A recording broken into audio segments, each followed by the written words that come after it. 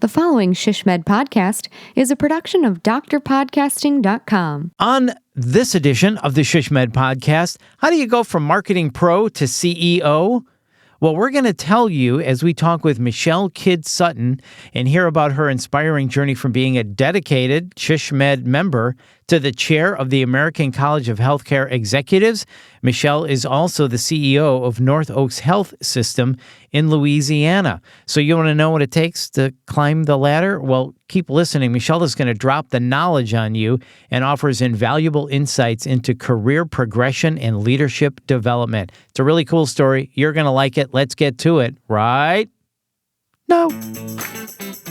This is the SHSMD podcast, rapid insights for healthcare strategy professionals in planning, business development, marketing, communications, and public relations. I'm your host, Bill Klaproth. In this episode, we talk with Michele Sutton, FACHE, and the chair of the American College of Healthcare Executives. She is also the CEO of North Oaks Health System in Hammond, Louisiana. Michele, welcome.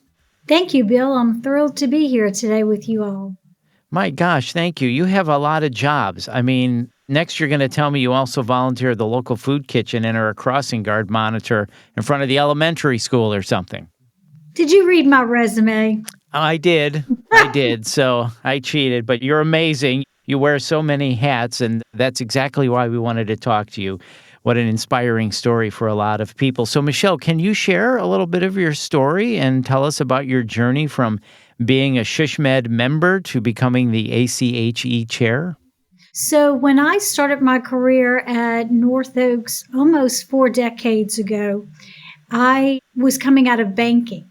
And so when I transitioned to healthcare, I sought out an organization that would professionally help me develop, because I was the marketing officer here at North Oaks and part of the executive team.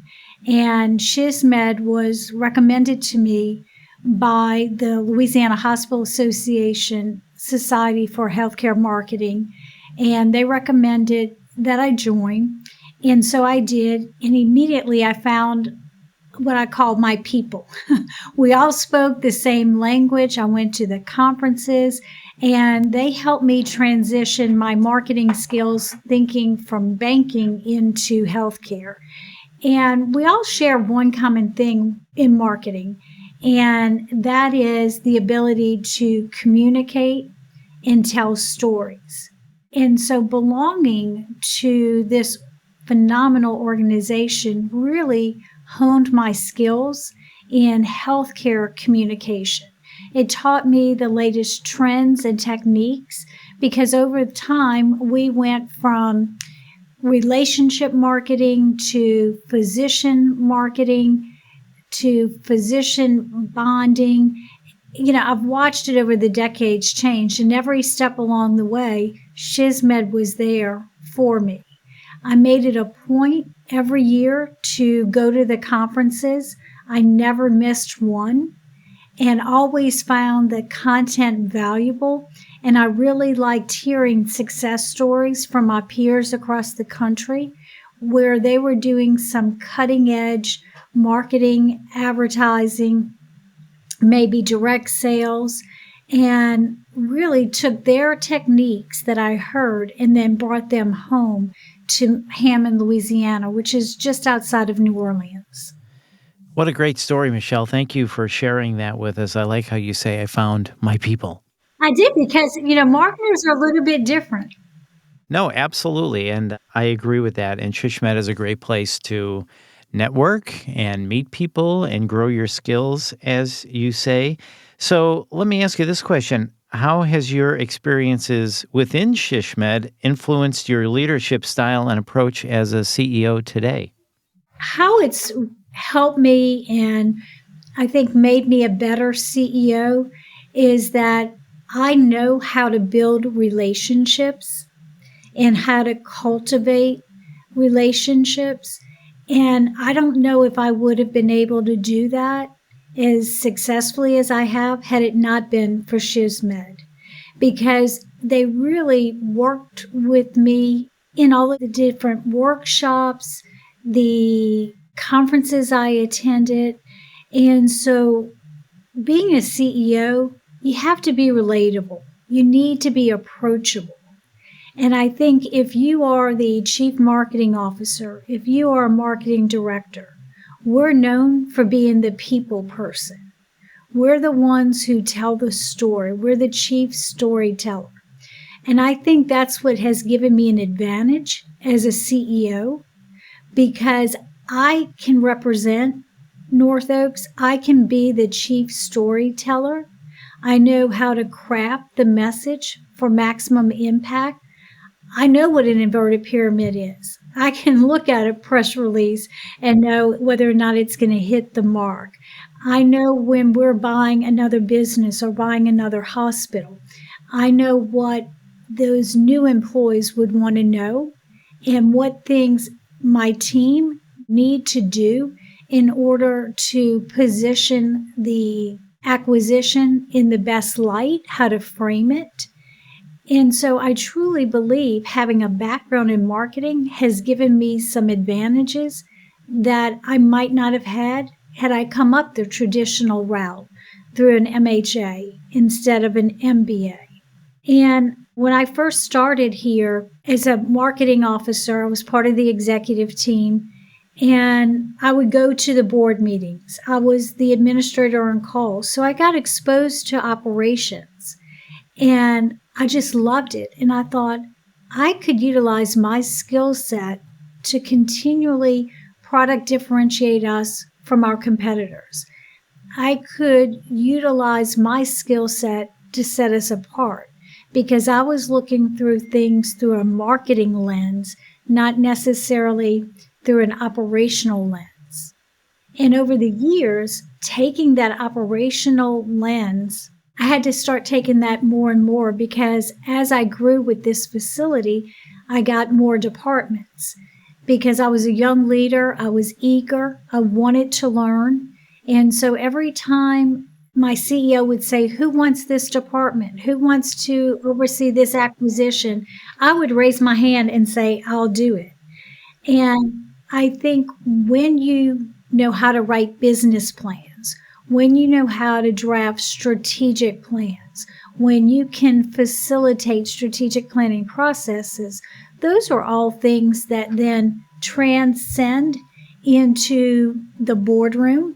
They transcend into a CEO role because now you're partnering with that marketing executive to do the strategic plan. You're partnering with that board.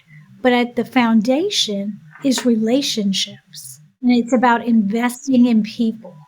It always is. You never go wrong when you invest in people. So your experiences as a marketing professional, certainly, as you said, taught you, and your experiences within SHSMD taught you how to build and cultivate relationships. And as you said, you're able to communicate and tell a story. You also said as things came up, you were always raising your hand. I'll do it. I'll take that on. I'll take that on. Is that how you transitioned from being a communications expert in marketing to executive leadership, ultimately becoming a CEO? Is that how you made that transition? It absolutely is. And I'll tell you how long ago it happened was back in 2005, we had a hurricane called Katrina. And we were hit pretty hard here because we were the first stop off the interstate as people were evacuating from New Orleans. And unfortunately, our COO was sick and he could not report to work. And our CEO turned and looked for someone to help, to assist, to step up during that time of crisis. And once again, I raised my hand and said, I want to help. Tell me what you need and I'm there.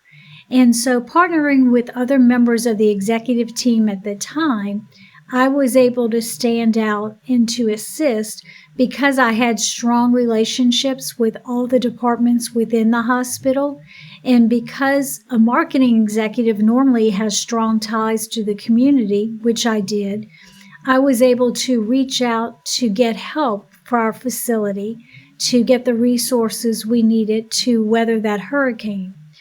And after that hurricane, I was like, I want to do operations.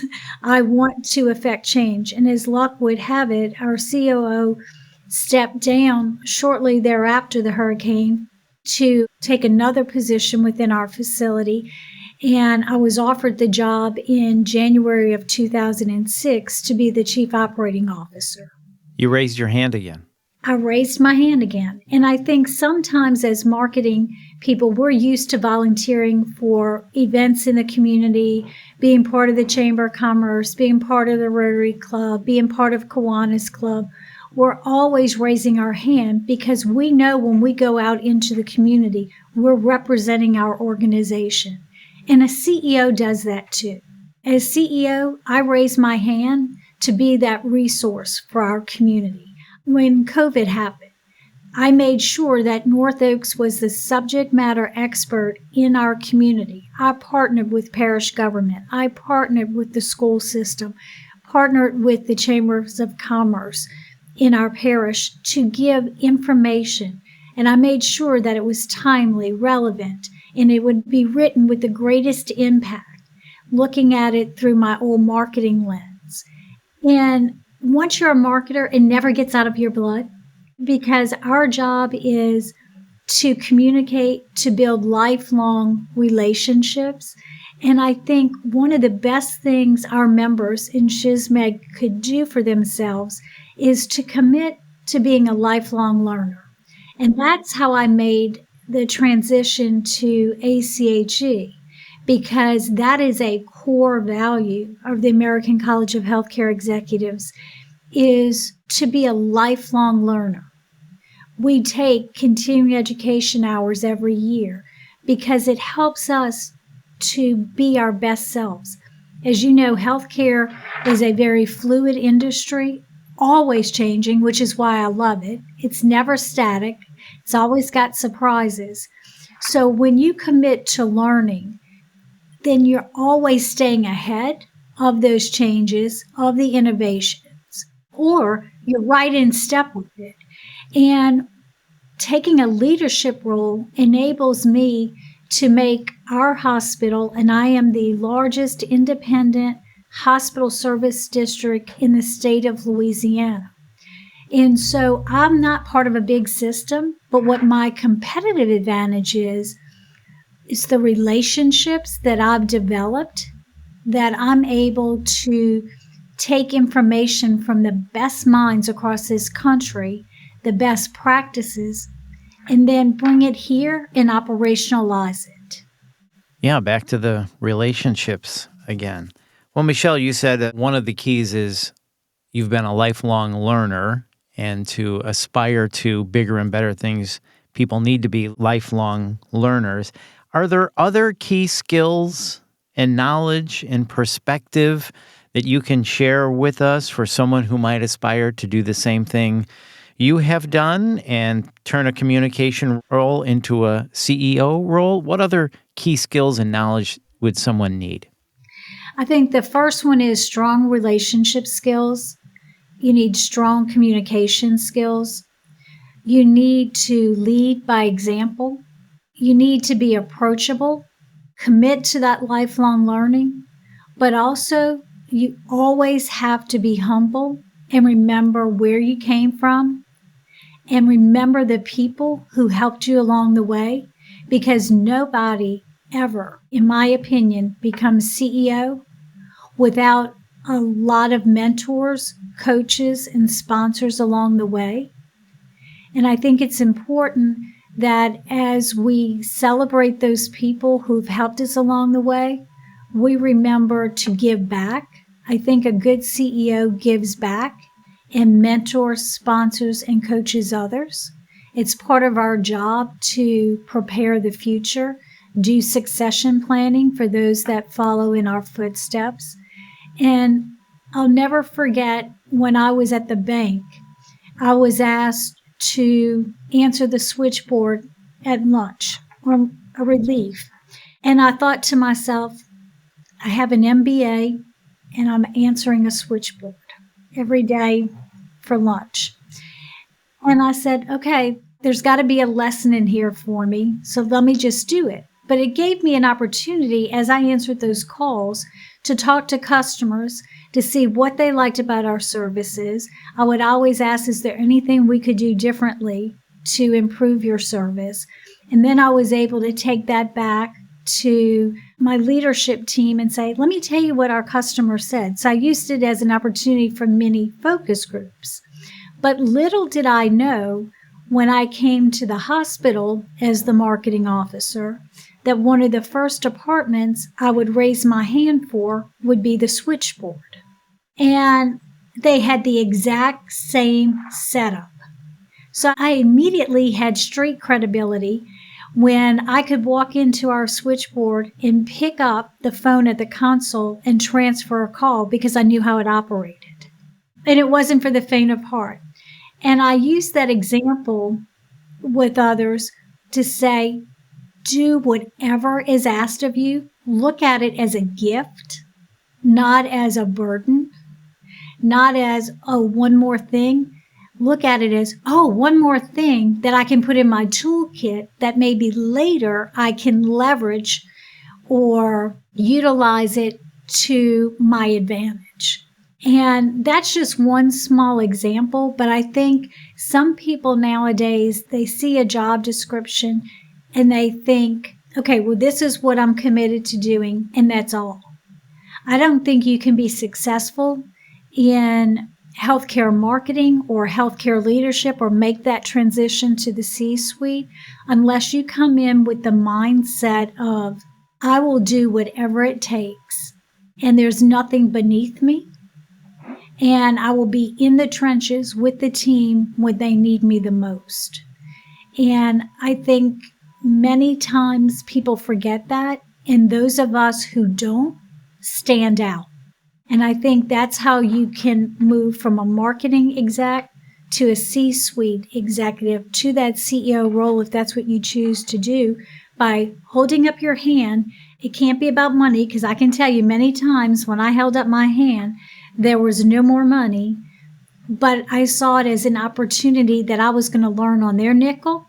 And they didn't expect me to be perfect because they were giving me this new opportunity so I could learn and grow. And maybe if I moved to a different organization, I now had more tools in my toolkit that would make me more marketable to the industry and to stand out.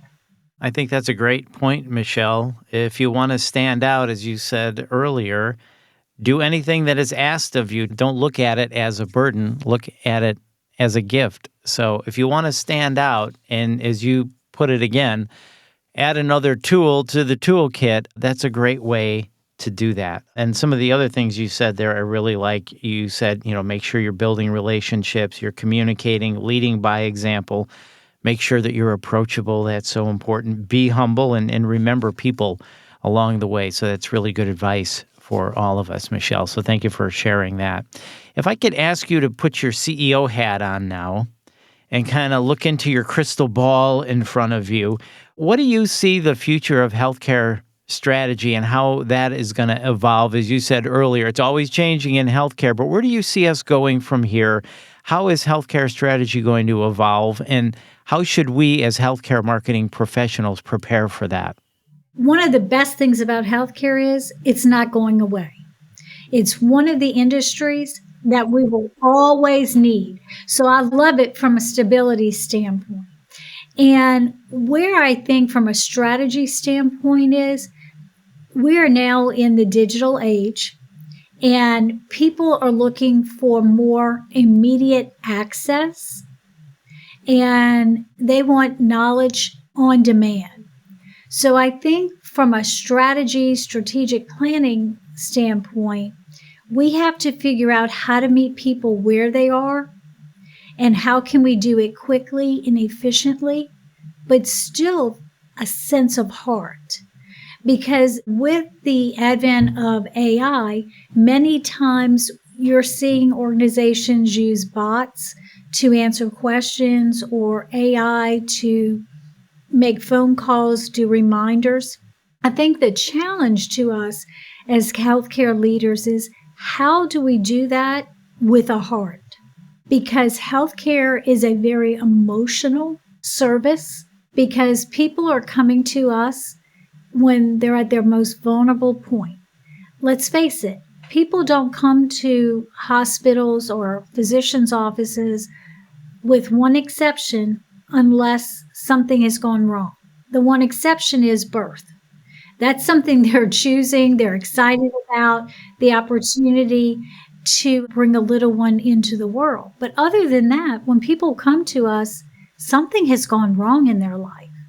And it's a gift that they're letting us into their lives at that most vulnerable point. So I think our challenge is, how do we keep that human connection when we're using more artificial intelligence, when we're doing more digital marketing, when we're doing things that maybe aren't as touchy-feely as they used to be.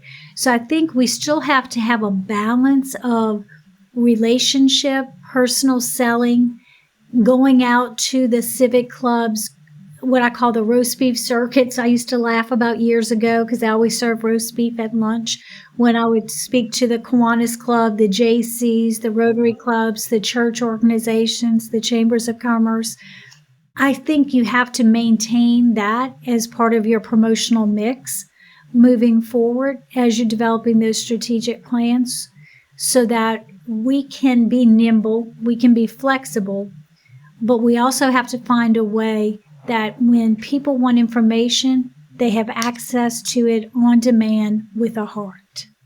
I love that. And bring the roast beef.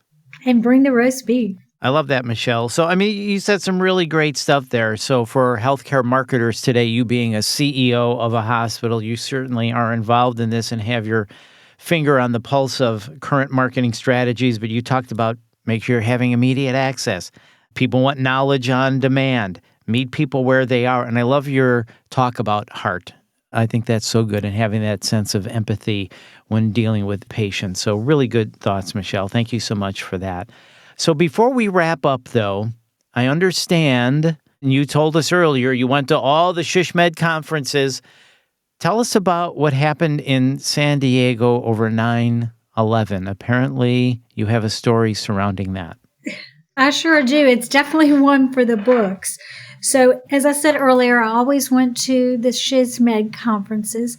And this year, because I knew that I was looking to really get more into operations, because I had started taking on more departments, I had moved into a new role as Chief Community Resources Officer, and I hired my first marketing director.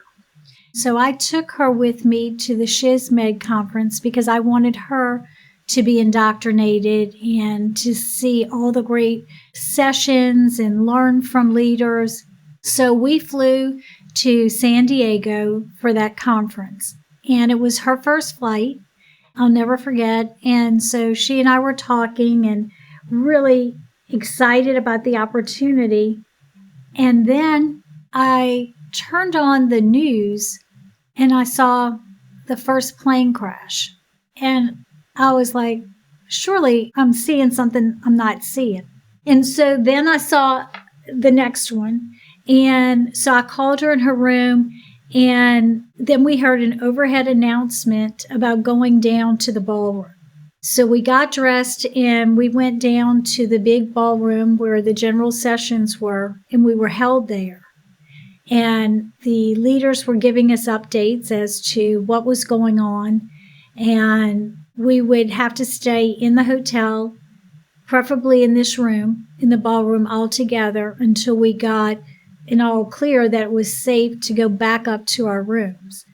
And I'll never forget, my CEO called and he said, "How can I get you money? Do you have enough money? I don't know how long you're going to be there. Are you okay?" And I was like, "Yeah." I said, "I have money. We're good." I said, "I have my ATM card if I need money." He said, "Well, I don't know if banks are going to be open." He said, "So I'm trying to figure out how to make sure you're fine." And I'm like, "I'm good." And as luck would have it, during that time, my husband was moving our youngest son to UC Davis in California. And so he happened to be on the West Coast moving him. And so I called and woke him up and said, turn on the news. And then we tried to find planes, and no planes were flying. We looked for rental cars, no rental cars to get home. So my husband said, well, after I finish moving him in, I'll drive to San Diego, and then we'll drive back across country to get home. And that's what happened. And I'll never forget, but it's when marketers are at their best. That leadership team at SHSMD had to show up. They had to pivot. They ensured I always felt safe. I felt communicated with. I felt like they cared about me and wanted to make sure, they made arrangements for the hotel to let us stay longer than we had anticipated until we could get a safe way home from the conference. And I think as healthcare CEOs, that's what we do. Just like at that conference, we show up for our people, we keep them informed, we are the calm in a storm, we lead by example, and I just feel very blessed for that opportunity because it taught me not to sweat the small stuff. And sometimes you just have to laugh. We stayed at some really interesting hotels driving back across country. And my marketing director, she said, thank God for y'all. And we talked about coming through, I think it was Arizona or New Mexico, watching tumbleweeds blow through, something I'd never seen before, through these deserts that we drove back through. But even with that, what stayed with me the most were those skills about over-communicating and what they teach you in public relations that SHSMD emphasizes, and that is always tell it all and tell it fast. When there's an emergency, when there's a time of crisis, don't try to massage the message. Don't say no comment or you don't know. Tell them everything you know as soon as you know it to instill that confidence. And I think as healthcare CEOs, that's what we do. We show up for our people, we walk around, we tell them what's going on, we tell them the good, and we tell them the bad. Because that's what people trust. And to me, at the root of all healthcare is trust. Because you're entrusting your life in somebody's hand, and it doesn't matter what you do in healthcare, every person matters. Every voice, every person makes a difference. So having a strong marketing background that emphasizes listening as well as talking, listening to my staff, watching body language to me, which is part of communication, and being able to answer those unasked questions. And you can't do that if you lead from your office. You have to lead from the field. Really good stuff, Michele. Tell it all, tell it fast, and make sure you're over communicating. Really interesting things. And you also said things like 9/11 and having to go through that and other things certainly teach you how to be calm in the middle of a storm, which can help you later on in life. And for those of us who were around during 9/11, I know that we all have similar kinds of stories remembering that day and what happened, and good for us never to forget that day. Michele, thank you so much for your time. This has really been informative. It's been great talking with you, and congrats on being named the chair of ACHE. Really good stuff, and thank you so much again. Thank you. It's my pleasure, Bill. Yeah, once again, that is Michele Sutton. And remember to save the date for SHSMD Connections 2025. It's in Dallas this year. It's October 12th through the 14th. 2025, and hope to see you there. And if you found this podcast helpful, please share it on your social channels. And please hit the subscribe or follow button to get every episode. And to access our full podcast library for other topics of interest to you, make sure you just go to shsmd.org/podcasts. This has been a production of Dr. Podcasting. I'm Bill Klaproth. See ya.